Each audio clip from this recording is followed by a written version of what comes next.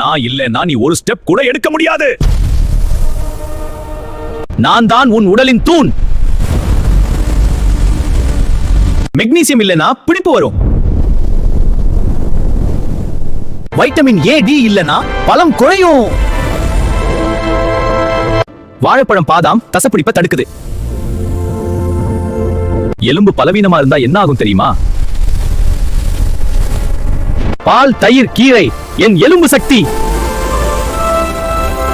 Calcium இல்லைனா எலும்பு முறிவு அபாயம். ஒமேகா 3 இல்லைனா மூட்டு வலி ஆரம்பம்.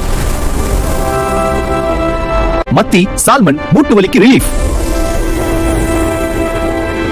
வால்நட்ஸ், பிளாக்ஸ் சீட்ஸ் வீக்கத்தை குறைக்கும். ஆரஞ்சு, எலுமிச்சை என் தசைநார்களை பலப்படுத்தும். சர்க்கரைவள்ளி கேரட் சருமத்தை பாதுகாக்கும்.